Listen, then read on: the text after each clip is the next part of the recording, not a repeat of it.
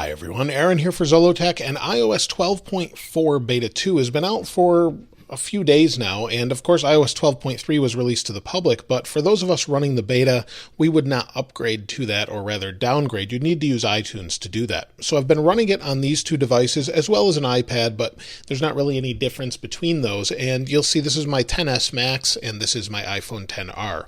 And I've been using the XR as my main device for a little bit lately, and as far as iOS 12.4 Beta 2, it's actually okay. I wouldn't say it's any different for me personally than Beta 1. I haven't had any reboots or anything like that. And of course, I did a YouTube community poll where quite a few of you responded. We'll cover some of those in a moment.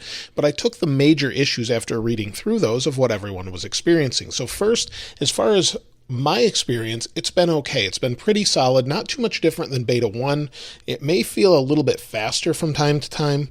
I've had no settings freezing up or anything like that. So when I go into settings, I haven't had it freeze at all.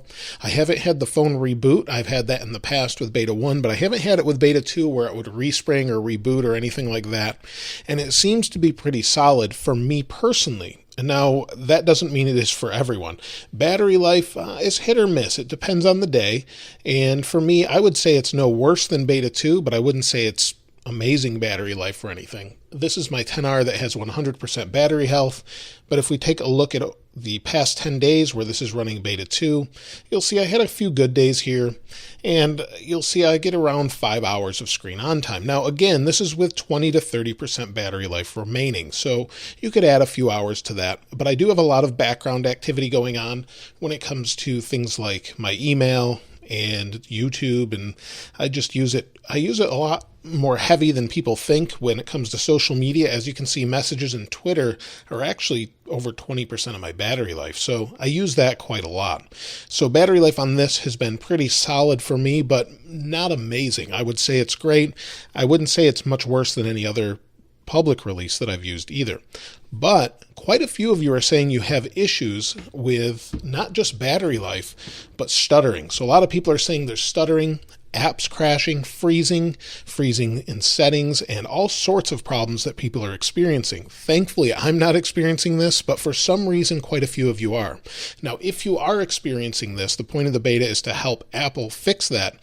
So you want to go into that feedback app and report that, because if you don't report that, they don't know it's a bug. So that kind of captures everything on the screen here and all the system logs, sends it to them and says, hey, this is an issue, and you report the issue. It's very helpful to them, and I definitely recommend it.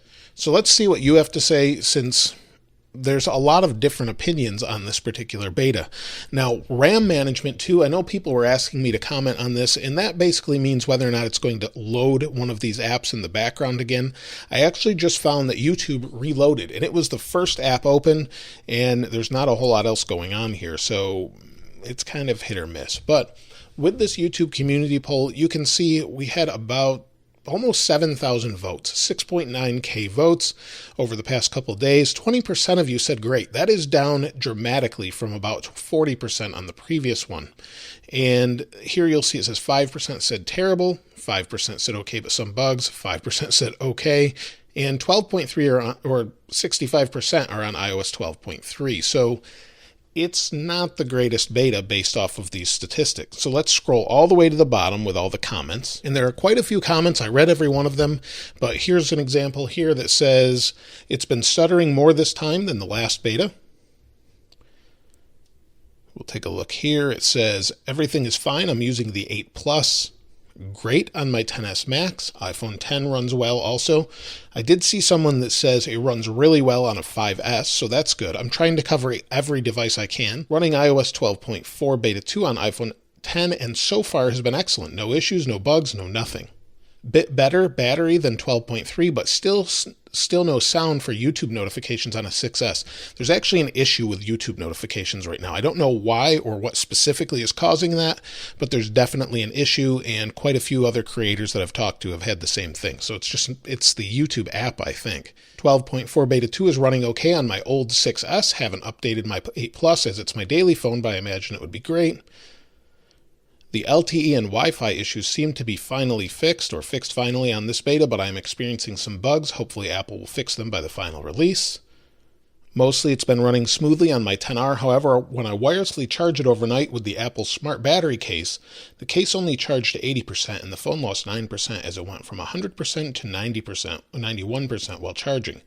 This could be some hardware issue, but I thought I'd see if you ever experienced that. I haven't, but it may have moved on the charger as well. You would want to check that. Usually I will say great, but I'm going to say okay.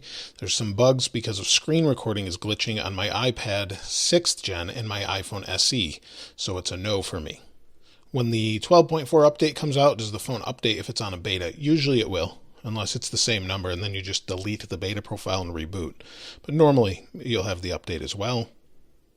It's working great on my iPhone XR, still getting the best battery life I've ever had. 12.4 Beta 2 has been great on my XS Max Silver. Mention me in the video review. Well, I guess I just did. I'm waiting for iOS 13 public beta, hopefully late June, and that's exactly when I would expect it. In fact, if we take a look here, you'll see June 3rd is when iOS 13 Beta 1 should be out, and then you would expect the public beta later, and then a final release for the public in September. That's normally when they release that. So that's it for this particular update. Let me know if you want to see a follow-up for iOS 12.3.1. Let me know that in the comments below. Of course, I'll link this wallpaper in the description, as I always do. If you haven't subscribed already, please subscribe and like if you enjoyed the video. As always, thanks for watching. This is Aaron. I'll see you next time.